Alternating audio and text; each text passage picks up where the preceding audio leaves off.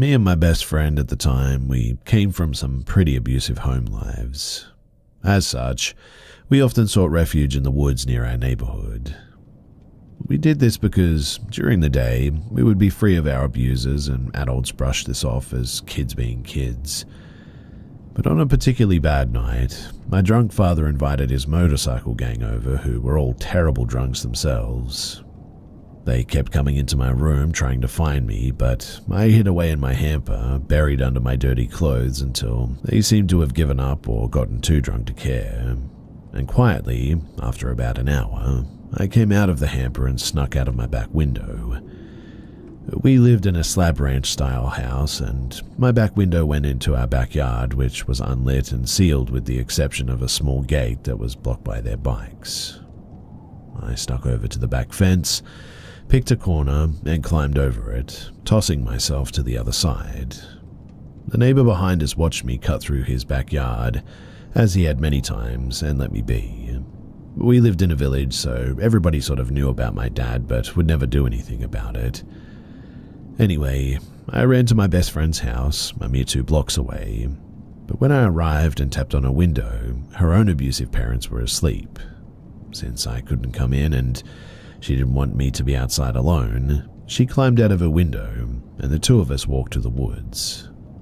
We settled next to a water reservoir meant to store rainwater in case of flooding, and we sat on the hill far from the road's view. She pulled out some snacks that she had brought with her, and we began conversing as 2 teenagers do about this and that. It was about 20 minutes later or so that we heard shuffling from inside of the reservoir. At first, we thought maybe a deer had jumped the chain-link fence. Rare, but possible.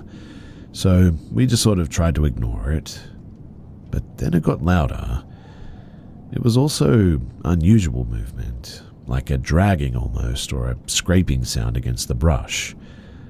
Though these woods were usually empty, especially near the reservoir where we were, save for typical animals, we became concerned that maybe there was another human around out to spook us, or worse. We slowly gathered up our snacks and we moved on from sitting to a sort of crouched position. Once we stood up, we could see, though, what looked like a woman laying against the side of the reservoir's wall, which had a steep incline made of brush and thin twiggy sort of trees. My friend and I became a little bit concerned at that. The state of her clothes, a light-colored dress, had tears and dirt everywhere. She herself looked absolutely soaked, despite it not having rained in months, which is typical for mid-November in my state. "Are you okay?" my friend asked in her direction. "Do you need help?" I asked after a little bit of silence. Nothing. The woman didn't move, didn't say anything, and for a moment, we didn't know what to do. It honestly looked like she needed help. So we didn't want to just leave, but, who would we go to? Would she be here if we found help and came back anyway? My best friend and I began to whisper possible options to each other when the shuffling crawl resumed. We turned and looked at the woman's direction, but she wasn't crawling anymore. Instead, she was now sprinting towards us. She was going fast enough that the long disheveled hair that had been obscuring her face moved behind her, and her dark, swollen face was now visible. She had blue lips, white, milky eyes, and began to screech all of a sudden. My best friend and I absolutely booked it. We ran as fast as we could to the streetlights and their orange glow, and we could hear her until we crossed the street, and then just silence. We turned back and looked at the fencing, huffing and puffing, looking for any signs of her. We saw nothing, though, and began to talk about how it was probably a senior teen messing with us or something. But then we saw her again, standing inside the fence, just staring at us. The orange glow of the lights hit her, making her features seem soft, if not still unsettling. I took a step in her direction, believing now that she was probably just some sort of crazy homeless woman. She was behind the fence, and the time that it would take her to climb it made me confident. I spoke to her, I told her that she was a creep for scaring us like that, and that it wasn't our fault that she was homeless. I did the front-end motion with my shoulders, if you know, you know, and shouted for her to not be so reckless and mean. This must have made her angry too, as a part of me knew that it probably would have, but she started to rush the fence again. It was a tall fence, so I knew that we could duck through some yards to safety before she hit the ground on the other side. I watched her, though, daring her, but she got to the fence and didn't climb it. Instead, she moved through the chain-link fence as if it wasn't even there. At that, my best friend grabbed me and we started booking it back towards her house as fast as our legs would carry us. We heard one shout from the woman, a blood-curdling scream, but it sounded like it was fading in the distance, and soon she was gone. We never went back to the reservoir spot after that, and we only ever returned to the woods during the day. After that, the paths and the trails, they just no longer felt safe, and everything had a weird stillness or quiet about it. But we no longer heard birds or bugs, and it never felt safe there again. We were 16 at the time that this happened, and I've long since moved from that village. I went off to college, in fact, living in a suburb and then to a large city, and I'm actually packing up to move out of state entirely. The house that I'm leaving is near a lake, and packing up my life has meant keeping some odd hours. And for the first time in, well, years, I found myself up at night and moving boxes into the garage. I stopped and I took a look at the lake on my way back to the house, but I froze because I could have sworn that I saw that same woman crawling on her belly, dragging herself up the side of the lake through the mud that sat on the edge.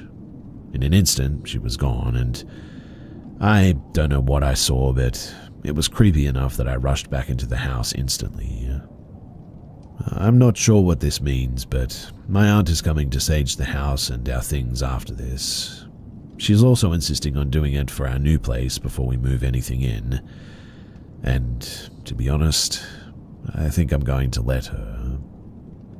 I wanted to tell my best friend about all of this, but unfortunately, she passed away a few years ago, and, well, that's another story entirely.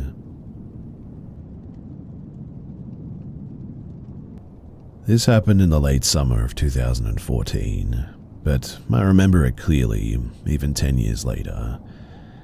In the fall of the previous year, I moved into an apartment with my boyfriend at the time. I was freshly 18 and he was 22. He was a socially inept groomer, but let's call him Mike. Mike was always emotionally distant and strange. We had many shared interests, but he refused to let me have friends, make new friends, or just go out and enjoy life in the city. I'd invite him to concerts for bands that he liked, and he'd decline. I'd offer to introduce him to my friends. He'd decline. I'd go out to a show with my friends or go hang out with my friends, and he'd send me a Word document, a deranged poetic slide describing every single fault of mine that he could discern. One time I smoked a little bit of pot, and he compared me to Medea killing her children. When I say poetic, I mean poetic too. And when I say deranged, I mean deranged. Naturally, we broke up too. A friend of mine found him on a dating website, and, well, that was that.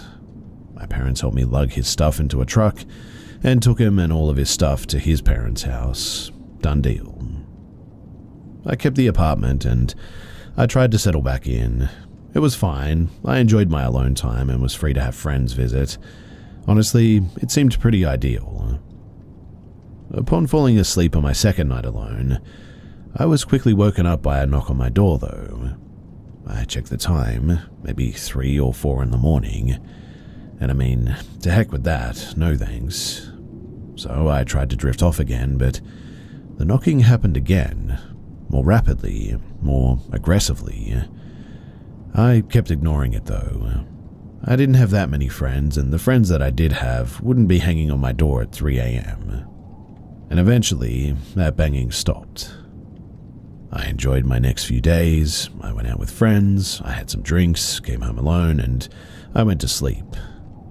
4 a.m. again, and there's that banging. But this time, also some rattling. When I heard that, I realized that the guy was clearly trying to open the door. Luckily, this building was old and disgusting. Landlord paint jobs, roaches, and no AC, but what it did have was 2 deadbolts and a door chain, so I felt more curious than scared, I suppose.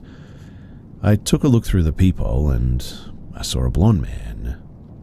He didn't look like a junkie or a weirdo, but I also didn't recognize him. And no, it wasn't Mike. He was dark-haired and would have written a poem before he tried to break down a door, but feeling young, stupid, and for whatever reason, safe enough to sleep, I just go back and I fall asleep. But this keeps happening. Every single night I go to sleep. Every single night he would knock. He bangs and slams at the door. He jiggles the doorknob left and right. He yanks at the doorknob. He flies into the door with the weight of his entire body. But he never talks. And for some reason, I never called the cops too. I think I was in my ACAB era, I don't know, but it went on for about a week, but I do call my friend Pete eventually. Pete and I hung out for the day. Maybe a bit of context here too is that Pete, he looked like the sniper in Saving Private Ryan. Skinny, bony, oddly serious. Pete couldn't hurt a fly, but he had a weird ghoulish face that made it seem as though he could. So we waited and waited. We plotted and we constructed a plan. Speaking in whispers, we waited into the night. 12, 1 o'clock, 2 o'clock, then 3. And sure enough, there was knocking at the door. Go time. Out the peephole, we see the blonde man. What a surprise, right?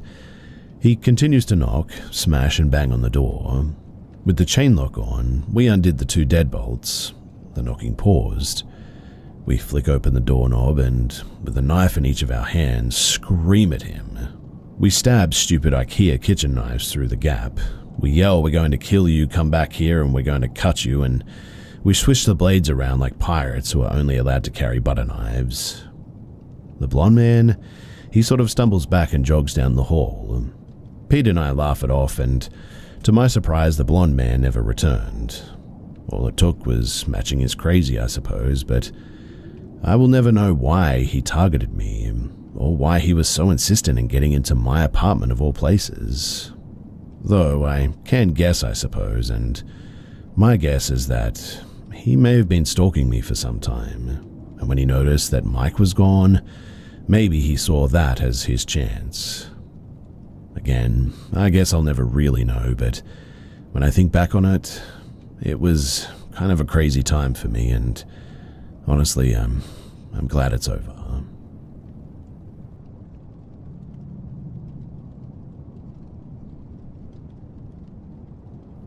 When I was 7, my family, mum and 2 older brothers, 13 and 15, moved house.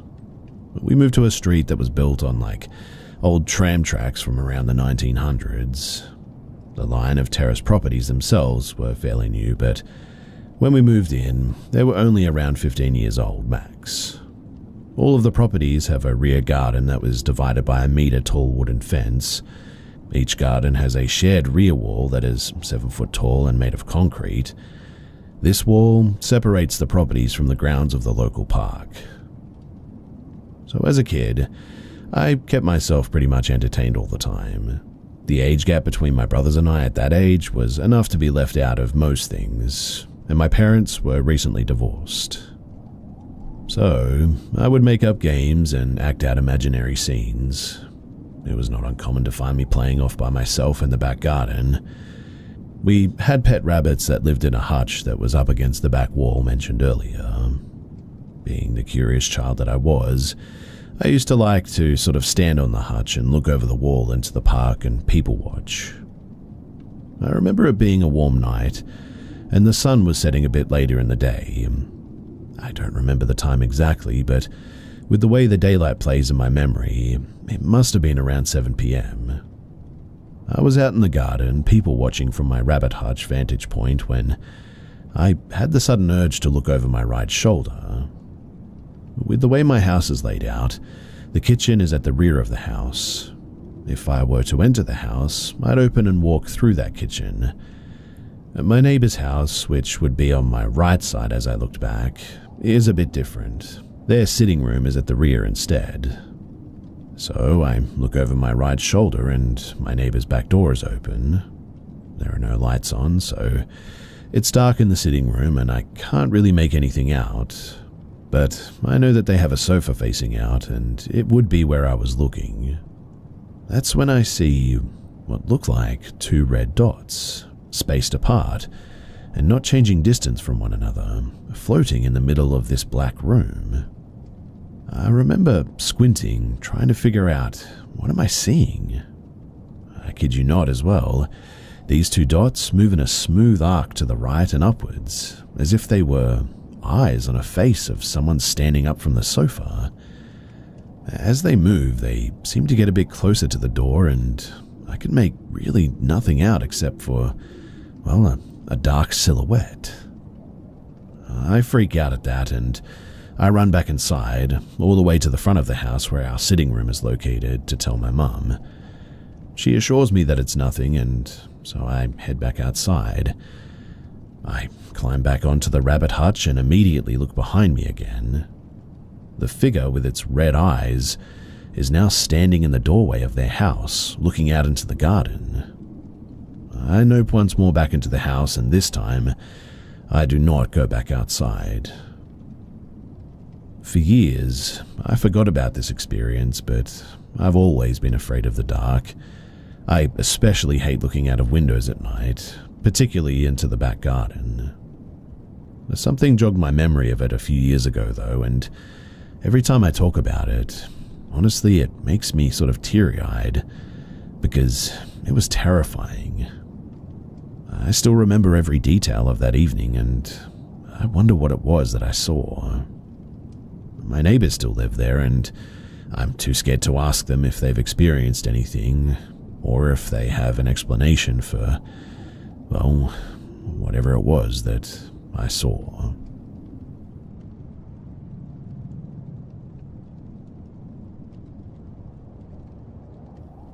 At first, I was always too scared to tell anyone this story, and then when I did tell people, they always laughed at me. I really have no reason to make this up. I wasn't on drugs, and no, I'm not psychotic or anything. Back in the fall of 2017, I started my freshman year at Michigan State University. There's a trail behind some dorms, collectively called River Trail dorms because of their proximity to the Red Cedar River and the woods.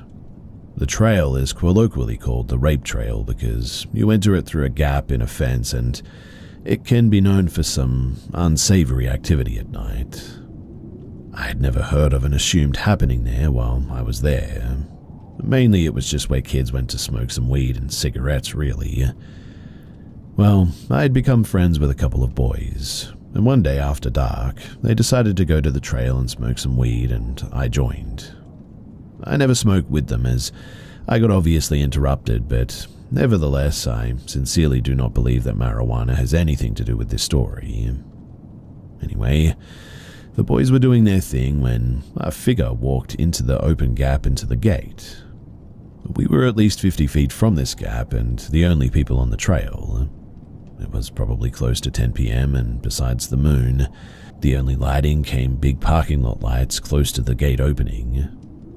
At first, the boys I was with said that the figure resembled a Korean international student that they knew. I had never met him, so I relaxed a little, thinking everything was fine and this person was a friend. Well, they're calling out his name, but he never looks over at us, and he goes off the trail path into the sticks and leaves, but it doesn't make a sound.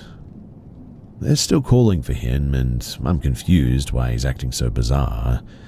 I can sense the boys tensing up at this stage too. This is the only way that I can describe what happened next, but the boy morphed into a very tall, at least 7 feet, completely pitch black, featureless, clothless, not even human figure. It was human-shaped, I suppose, extremely skinny, but reflected no light and seemed almost two-dimensional. The figure looked at us dead on, though it was maybe 50 feet away. It moved toward us effortlessly in about 2 strides like it was floating. It came up to us almost head-on and still had no features, no eyes, no nose, no mouth, just all black. Then, when it was so close that I could almost touch it, it morphed into the international student, back down to a probably 5'6" human male.